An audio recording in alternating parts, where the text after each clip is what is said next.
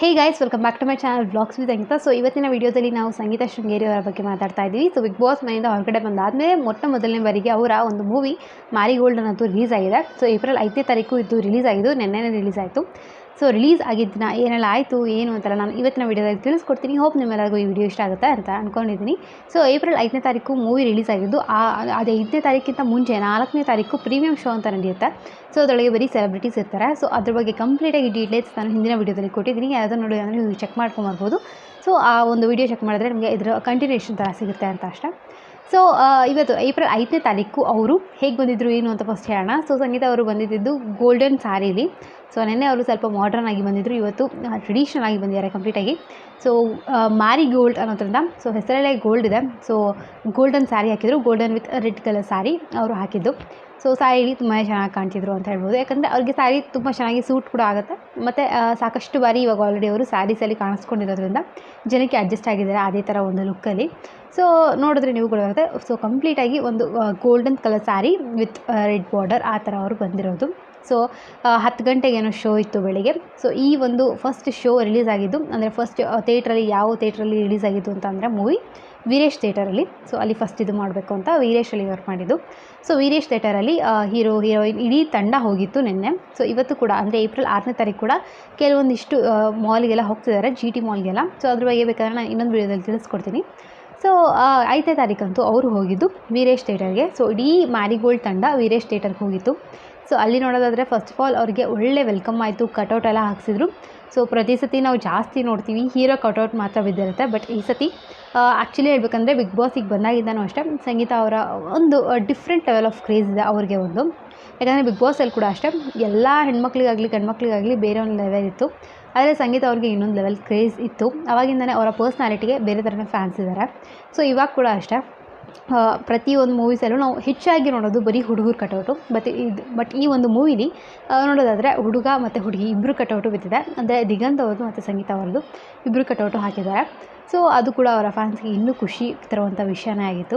So ಅದಾದಮೇಲೆ ಎಲ್ಲ welcome ಮಾಡ್ತಾರೆ ಪ್ರತಿಯೊಬ್ಬರಿಗೂ. 10 ಗಂಟೆ ಶೋಗೆ ಇದೆ ಅಲ್ವಾ, ಅವ್ರಿಗೂ ಕೂಡ ಅದೊಂಥರ ಭಯ ಇರುತ್ತೆ ಯಾವ ಥರ ಹೋಗುತ್ತೆ ಏನು ಅಂತ.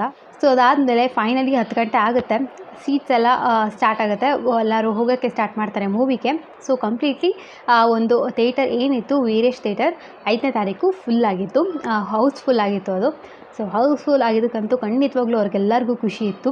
ಸೊ ಪ್ರತಿಯೊಂದು ಥಿಯೇಟ್ರಲ್ಲೂ ಅಷ್ಟೇ ಹೌಸ್ಫುಲ್ ಆದ ತಕ್ಷಣ ಬೋರ್ಡ್ ಹಾಕ್ತಾರೆ ಹೌಸ್ಫುಲ್ ಅಂತ.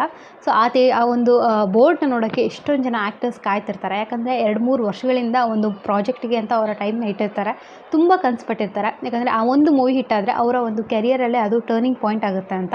ಸೊ ಆ ಹೌಸ್ಫುಲ್ ಅನ್ನೋದು ತುಂಬ ಇಂಪಾರ್ಟೆಂಟ್ ಆಗುತ್ತೆ ಎಷ್ಟೊಂದು ಆ್ಯಕ್ಟರ್ಸ್ಗೆ ಮತ್ತು ಈವನ್ ಡೈರೆಕ್ಟರ್ಸ್ ಕೂಡ. ಯಾಕಂದರೆ ಒಂದು ಮೂವಿ ಅವ್ರಿಗೆ ಆ ಥರ ಹಿಟ್ಟಾದರೆ ಇನ್ನೂ ಜಾಸ್ತಿ ಆ್ಯಕ್ಟರ್ಸ್ ಅವ್ರಿಗೆ ಬರ್ತಾರೆ, ಇನ್ನೂ ಒಳ್ಳೊಳ್ಳೆ ಕಥೆನ ಅವ್ರು ತೆಗಿಬೋದು ಅನ್ನೋದು ಅವ್ರಿಗೂ ಕೂಡ ಇರುತ್ತೆ. ಸೊ ಫೈನಲಿ ಹೌಸ್ಫುಲ್ ಬಂತು ಮೊದಲನೇ ಶೋಗೆ. ಸೊ ಅವ್ರಿಗೆ ಅದು ಕೂಡ ತುಂಬಾ ಖುಷಿ ಇತ್ತು. ಮತ್ತು ಕೇಕ್ ಕಟಿಂಗ್ ಕೂಡ ನಡೆಯುತ್ತೆ ಇಡೀ ಮ್ಯಾರಿಗೋಲ್ಡ್ ಟೀಮಿಂದ.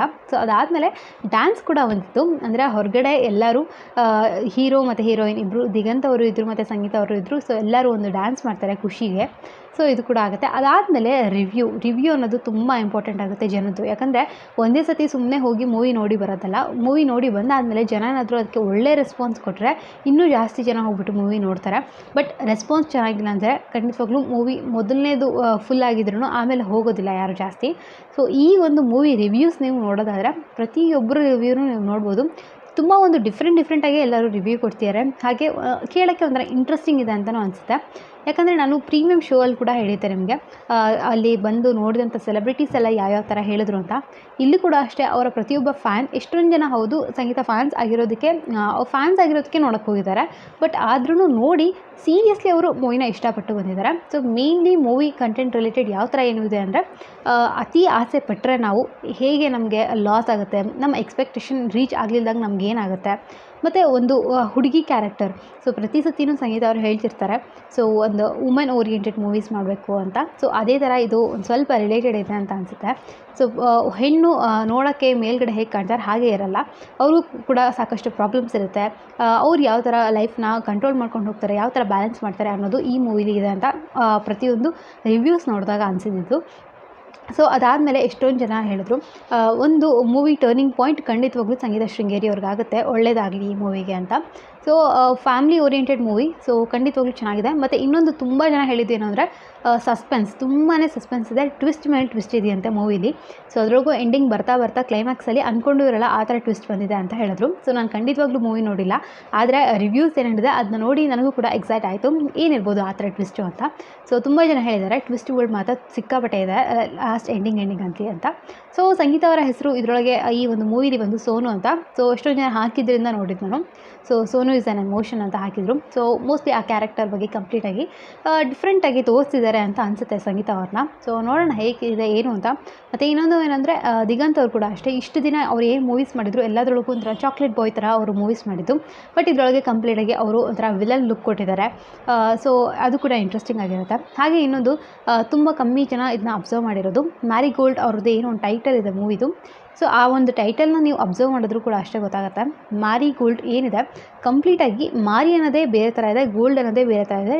ಒಂದು ಟೆಕ್ಸ್ಟಲ್ಲಿ ಯಾವ್ಯಾವ ಥರ ಅವರು ಡಿಸೈನ್ಸ್ ಕೊಟ್ಟಿದ್ದಾರೆ, ಅದಕ್ಕೆ ಎಫೆಕ್ಟ್ ಏನೇನು ಕೊಟ್ಟಿದ್ದಾರೆ ಅಬ್ಸರ್ವ್ ಮಾಡಿಬೇಕಂದ್ರೆ ರಕ್ತ ಎಲ್ಲ ಇದೆ. ಸೊ ಅದರೊಳಗೆ ಅರ್ಥ ಆಗುತ್ತೆ. ಒಂದು ಸ್ವಲ್ಪ ಥ್ರಿಲ್ಲರ್ ಕೂಡ ಇದೆ, ಮಜಾ ಕೂಡ ಇದೆ ಮೂವಿ ಅಂತ. ಸೊ ಹೋಪ್ ಇದು ನನಗೆ ಅನಿಸಿದ್ದು ಎಲ್ಲ ರಿವ್ಯೂಸ್ನೆಲ್ಲ ನೋಡಿ. ನೀವು ಯಾರಾದರೂ ಮೂವಿ ನೋಡಿ ಬಂದಿದ್ರೆ ನಿಮ್ಗೆ ಏನು ಅನಿಸ್ತು, ನಿಮ್ಮ ಒಪಿನಿಯನ್ ಏನಿತ್ತು ಆ ಮೂವಿ ಮೇಲೆ ಅಂತ ಕೂಡ ಕಮೆಂಟಲ್ಲಿ ಹೇಳಿ.